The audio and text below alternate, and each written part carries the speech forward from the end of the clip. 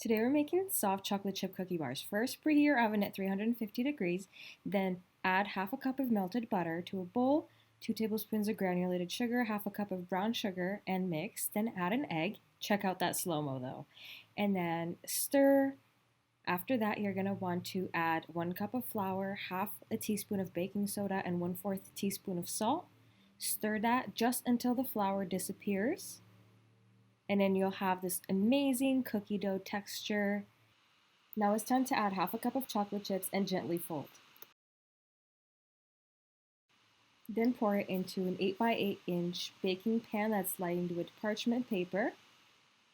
You're going to want to spread that cookie dough evenly on the pan. It's going to look a little bit thin, but don't worry about it.